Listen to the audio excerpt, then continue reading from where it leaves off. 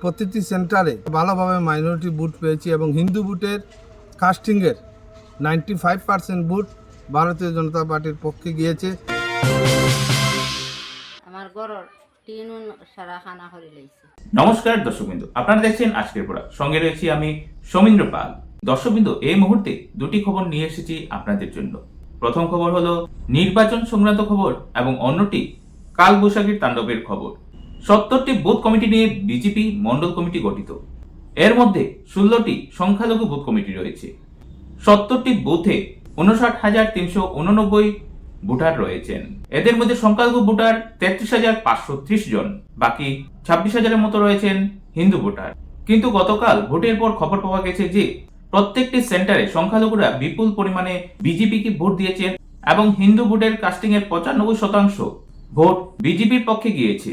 এই 70টি বুথ থেকে 30,000-এর অধিক ভোট দলীয় প্রার্থী পরিমল শুক্লবৈদ্যের অনুকূলে যাবে বলে আজ দাবি করেছেন ভারতীয় জনতা পার্টি কাটিগড়া মন্ডল সভাপতি বিশালাকদেব ওরফে বাবলা।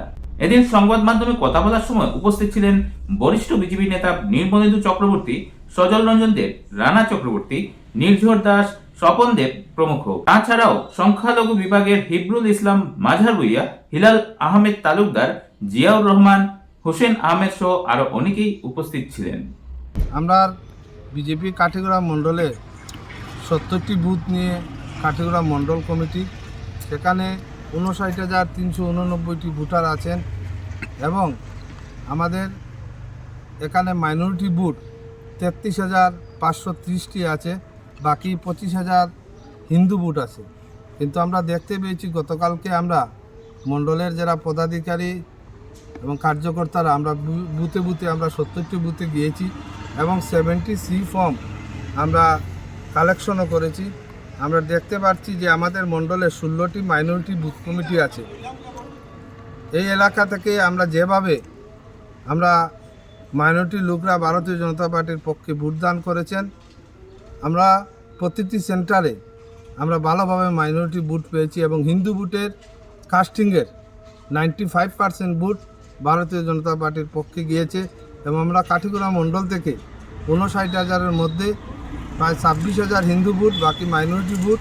কিন্তু আমরা এখান থেকে 30,000-এর অধিক বুথ দিয়ে আমাদের পরিমল শুক্লবৈদ্যকে আমরা কাঠিগড়া মণ্ডল থেকে 30,000-এর অধিক বুথ আমরা দেব এবং কাঠিগড়া বিধানসভা থেকে 247টি বুথ আছে, সেখান থেকে আমরা 50,000 লিড নিয়ে আমরা কাঠিগড়া বিধানসভা থেকে 50,000 লিড আমরা দেব। আচ্ছা, সামগ্রিক পরিস্থিতিতে আপনি কি মনে করেন, পরিমলবাবু কি জয়ী হবেন?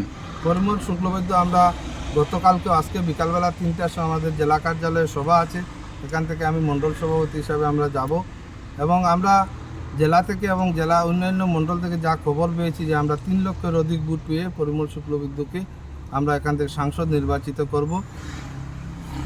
আপনাদের কালকে কোনো অঘটন ঘটেছে কি না শান্তিপূর্ণভাবে হয়েছে? আমাদের মণ্ডল এলাকায় 70টি বুথ আছে, সেখানে শান্তিপূর্ণভাবে ভোট হয়েছে।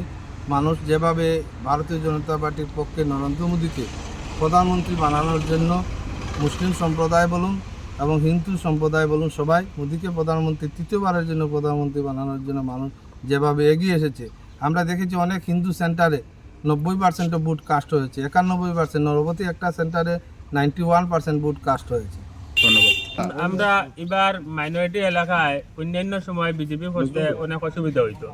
এবছর মাইনরিটি এলাকাত বিজেপি নরেন্দ্র মোদীর আমরা প্রধানমন্ত্রী সাহেবের উন্নয়ন থেকে অনেক মাইনরিটি মানুষ বিজেপির দিকে ভোট দিতে এগিয়ে এসেছে। আমি মনে করি এবার প্রত্যেক মাইনরিটি সেন্টারও আমরা 30% ভোট আমরা পেয়েছি। দর্শকবৃন্দ, এবারে নিয়ে এসেছি একটি কালবৈশাখীর ঝড়ের তাণ্ডবের খবর। শুক্রবার লোকসভা ভোট পর্ব শেষ হওয়ার পর কালবৈশাখীর তাণ্ডবে ব্যাপক ক্ষয়ক্ষতি হয়েছে কাটিগড়ার ভারত বাংলাদেশ সীমান্তবর্তী হরিনগর গ্রাম সহ বদরপুরের বিভিন্ন এলাকা। ওই দিন রাতে বরাক উপত্যকার নানা স্থানে ছুটে আসে ঝড় তুফান সহ প্রবল বৃষ্টিপাত। এতে ব্যাপক ক্ষয়ক্ষতি হয়েছে বরাক উপত্যকার বিভিন্ন স্থানে। এর মধ্যে অধিকাংশ ক্ষয়ক্ষতির খবর পাওয়া গেছে হরিনগর গ্রাম সহ বদরপুরের নানা এলাকা থেকে।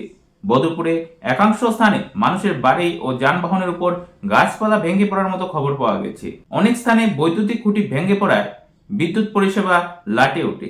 ভাঙ্গা শিলচর করিমগঞ্জ সড়কের উপর গাছ ভেঙে পড়ায় কিছু সময় বন্ধ ছিল যানবাহন চলাচল। পরে এসডিআরএফ বাহিনী সেখানে পৌঁছে ভেঙে পড়া গাছ কেটে যান চলাচল স্বাভাবিক করে। রাত 8টা থেকে 9টার মধ্যে ঘটে এই ঘটনা। ঝড়ের তাণ্ডবে আতঙ্কিত হয়ে পড়েন এলাকার লোকজন। এদিকে ঝড়ের প্রভাব আছড়ে পড়ে কাটিগড়াতেও। হরিনগর দ্বিতীয় খণ্ড গ্রামে ঝড়ের পাশাপাশি শিলাবৃষ্টিও হয়। শিলাবৃষ্টির ফলে একাংশ মানুষের ঘরের চাল ফুটো হয়ে যায়। টিআরকে সড়কের উপরও ভেঙে পড়েছিল গাছ। এতে শুক্রবার রাতে কিছু সময় যান চলাচলে বাধা ঘটে। অপরদিকে ঝড়ের সাথে প্রবল বৃষ্টিপাতের কারণে অসুবিধার সম্মুখীন হন ভোট কর্মীরাও। ভোট শেষে ভোট কেন্দ্র থেকে ইভিএম জমা দেওয়ার ক্ষেত্রে একাংশ ভোট কর্মী ঝড় বৃষ্টির সম্মুখীন হয়ে বিড়ম্বনার শিকার হন। বিদ্যুতের তার ছিঁড়ে পড়ায় শনিবার সকালে এক গৃহপালিত পশুর প্রাণহানি ঘটেছে বলে খবর পাওয়া গেছে। শেষ খবরে জানা গেছে, বদরপুরের সার্কেল অফিসার বিভিন্ন এলাকা পরিদর্শন করে ঝড়ে ক্ষতিগ্রস্ত পরিবারের খোঁজ খবর নিয়েছেন। নসিয়ালি হরিনগর পার্ট 2 ও গত রাত 8টার সময় টিন পাত্তর আইছে, আইয়া পাত্তরে খানা করলিছে আমার গড়ের টিন জল পড়ে। কাল রাত পড়ছে হিতানো আমার ঘরটা ঘুরে। আমার নাম হাওয়ারুন বেগম। গত রাতে বা ফাত্তর দিয়া আমার ঘরের টিন সারা খানা করে লাইছে। আমরা বা গরিব মানুষ, এই ঘরের মানুষ আগুয়া যাওয়া খানে শুনি না আমরা। আপনারা দেখছেন আজকের Barak, a house of Adrija digital media.